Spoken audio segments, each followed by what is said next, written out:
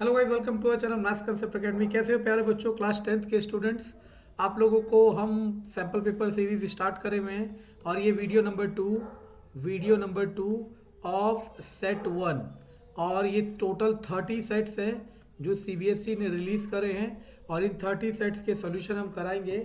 और video 10 minutes की रहेगी और 10 मिनट्स में जितने क्वेश्चन होंगे कराएंगे और सारे सेट्स कराएंगे। तो आप लोग प्यार दिखाएं और ज़्यादा से ज़्यादा शेयर करें ताकि मैं इस सीरीज़ को पूरा कंप्लीट करा पाऊँ। Question number 8 from set one का क्वेश्चन नंबर 8। एक पॉइंट पी है, उससे आपने क्या करा, टेंजेंट ड्रॉ करा पी ए और P B from a circle. From point of P we draw a tangent. Suppose ये टच करके जा रही है, suppose tangent, oh shit, suppose P A P B, P A P B. Now P A 14, P B is also 14 क्योंकि single point से tangent सी equal होती है। एक और टेंजेंट है सी और डी, वो कहाँ पे मिल रही है, ई पे। अब आपसे क्या पूछ रहा है class, asking P C D का पैरामीटर। पी सी डी आपको दिख रहा है, ये रहा पी सी डी, ठीक, इसका पैरामीटर पूछ रहा है। तो दिमाग लगाओ, क्या अगर ये पूरा 14 है सपोज और हमने इसको x मान लिया तो ये भी कितना होगा क्लास, x, क्योंकि टेंजेंट्स की लेंथ इक्वल होती है। अगर इसको y मान लिया तो ये भी कितना होगा क्लास, y। लेकिन अब रिमेनिंग ये कितना बचा क्लास, 14 माइनस एक्स, और ये कितना बचा क्लास, 14 माइनस वाई। तो अगर मैं ट्राइंगल को आपके लिए सेपरेटली बनाऊं, P C D, this is 14 minus x and this is x plus y and this is 14 minus y. Perimeter is always equal to sum of all sides, sum of all sides. अगर आप इन सबको add करते हो 14 minus x plus 14 minus y plus x plus y, you will get 28। I hope सबको clear हो गया answer. चलिए question number 9, इसको बहुत इजीली करा जा सकता है। साइन स्क्वायर ए को क्या लिखा जा सकता है, सॉरी कॉस स्क्वायर ए को क्या लिखा जा सकता है, कॉस की 4 ए को cos square a whole square minus sine की 4 ए।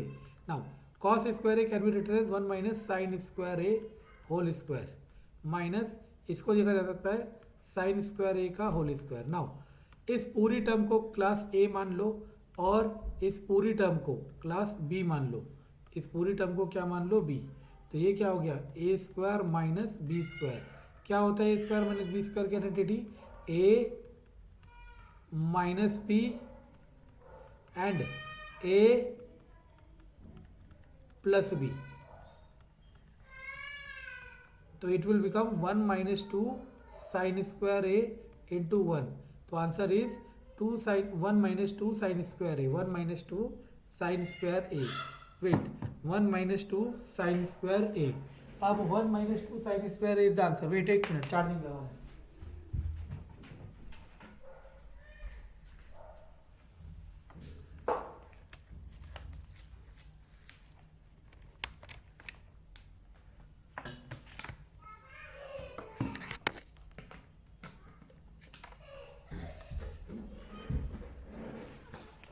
ओके क्लास, 1 माइनस 2 क्या लिखा, आंसर हमारा क्या आया, 1 माइनस 2 साइन स्क्वायर है। ऑप्शन में ये दिख नहीं रहा। अगर मैं सिमिलरली अगर मैं इसको चेंज करता किस में, कॉस स्क्वायर ए का होल स्क्वायर, तो आंसर हो जाता a. That is answer is a is answer. Question number 10, 1.5 metre tall 1.5 metre tall 1.5 metre tall a boy 20.5 meter away 20.5 meter away from the 22 meter high building 22 meter high building and boy is 1.5 meter. now सबसे पहले हम क्या करते हैं class, इस question को लड़के की हाइट से फ्री कर देते हैं। अब जो हमारे लिए ट्राइंगल बनेगा, जो मैं ट्राइंगल बना रहा हूँ, ये जो ट्राइंगल मैंने बनाया, ये ड्राइंग थोड़ी सी बेकार हो जा रही है क्योंकि ये राइटिंग पैड कोऑर्डिनेट नहीं कर पा रहा, कोई बात नहीं। ये जो बनाया, इसमें जो हाइट है ये हो जाएगी 22 माइनस 1.5, तो कितना हो जाएगा class, 20.5.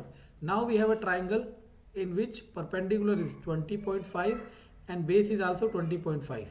He is asking the angle, और ये एंगल, ये परपेंडिकुलर, ये बेस, वैसे तो 45 आ गया हमें दिख रहा है लेकिन फिर भी सॉल्व करा रहे हैं।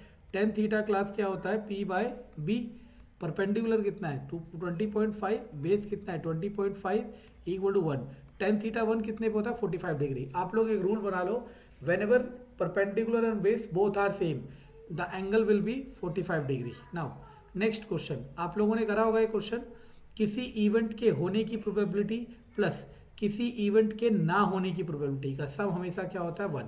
मान लो एक मैच हुआ, आप लोग जीते, इसकी कुछ प्रोबेबिलिटी होगी, आप लोग नहीं जीते मतलब आप लोग हार गए, उसकी कुछ प्रोबेबिलिटी होगी, दोनों का सम कितना होगा 1। ठीक है, so the answer is a. Now next question कह रहा है x equal to a y equal to b कौन सी लाइन से। देखो आपने ये कार्टेशियन प्लेन ड्रॉ किया x y, x equal to a मान लो कहीं पे है और हमने लाइन ड्रॉ की, y इक्वल टू बी भी कहीं पे है, हमने लाइन ड्रॉ की, ये कहीं ना कहीं इंटरसेक्ट करेंगे। तो सबसे पहले तो इंटरसेक्टिंग लाइन हो गया, तो इन दोनों ऑप्शनों को हटाओ।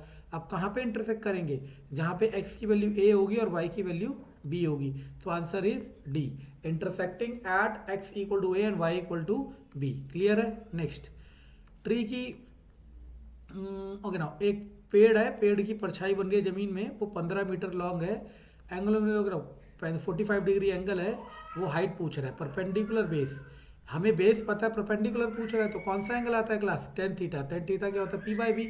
अभी मैंने एक और क्वेश्चन कराया था लास्ट कि अगर एंगल 45 होगा तो परपेंडिकुलर बेस के इक्वल होगा, और इसका रिवर्स भी ट्रू है, अगर परपेंडिकुलर बेस इक्वल होगा तो एंगल क्या होगा 45, तो आंसर क्या हो जाएगा 15 मीटर।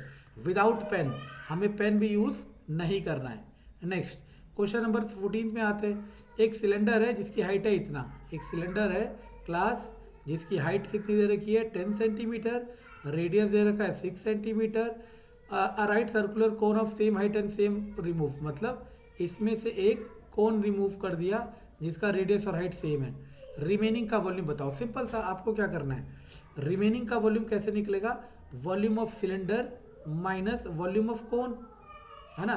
सिलेंडर का वॉल्यूम क्या होता है pi r square h, cone का volume 1/3 pi r square h. R और एच सेम है तो मैं इसे ऐसे ही सॉल्व कर देता हूँ, तो एलसीएम आ जाएगा 2/3 पाई आर स्क्वायर एच। अब वैल्यू रख दो 2/3, पाई की जगह पाई, आर स्क्वायर, आर कितना है 6 × 6 और एच कितना है 10, 3 2 to the 4, 4 6 24, 240 pi centimetre cube. Answer समझ आया, ठीक है। नेक्स्ट टाइम मोड के हिसाब से चल रहे हैं, 7 मिनट हो चुके हैं, 7 minute 45 second. Mean era median era हमें फॉर्मूला निकल रहा है, एक फॉर्मूला होता है मैं लिख देता हूँ, 3 median is equal to 2 mean plus mode. Value रख दो, मीडियन की वैल्यू कितनी है 137, 3 × 137 इज इक्वल टू 2, मीन की वैल्यू कितने हैं 137.05 माइनस प्लस मोड, यहाँ से मोड निकाल लोगे क्लास, गुड। अब आते हैं इस क्वेश्चन पे, सरकमफेरेंस इतने से इतना चेंज हो गया, एरिया कितना होगा। सरकमफेरेंस ऑफ द सर्कल क्या होता है क्लास 2πr। सरकमफेरेंस डबल हो गया ना, सरकमफेरेंस डबल होने का मतलब है रेडियस डबल हुई होगी, रेडियस क्या हुई होगी डबल, तो पहली रेडियस अगर उसकी x थी तो दूसरी रेडियस क्या हो जाएगी 2x। एरिया, और आपको पता है एरिया क्या होता है pi r square, that means square of radius, तो 2x का स्क्वायर क्या होगा 4x, यानी कि क्या हो जाएगा 4 टाइम्स, 4 टाइम्स को कहते हैं क्वाड्रपल्स। विदाउट पेन क्वेश्चन था ये भी। नेक्स्ट उसने कहा एक कॉर्ड ऑफ एक सर्कल है, उसमें कॉर्ड है, एक रेडियस है, रेडियस दे रखी है 10 10, ठीक, और ये दे रखा 90, और ये दोनों साइड इक्वल है ट्राइंगल की, तो ये ट्राइंगल कौन सा हो जाएगा क्लास आइसोसेलेस ट्राइंगल, इसके बेस एंगल इक्वल होंगे, तो बेस एंगल कितने हो जाएंगे 45 डिग्री और 45 डिग्री। लेकिन हमें ये काम नहीं करना, हमें पूछ रहा है हाइपोटेनस, तो हाइपोटेनस क्या होता है, इफ परपेंडिकुलर और base are equal hypotenuse will be √2 times of that value, यानी कि आंसर इज 10√2। ये बहुत इजी टॉपिक है और क्लास 9th का है। नेक्स्ट क्वेश्चन, एक रैंडम चूज इतना probability of x² less than 2, ये आपको होमवर्क है, करके रखना है कैसे x² की वैल्यू लेस देन 2 होगी, तो किस किस पे होगी, इस पे इस पे इस पे, तो कितने हो गए 3, और टोटल कितना है 5, तो आंसर आ जाएगा 3/5। समझ आया। ये वाला क्वेश्चन कह रहा है पॉसिबल नहीं है, सही है।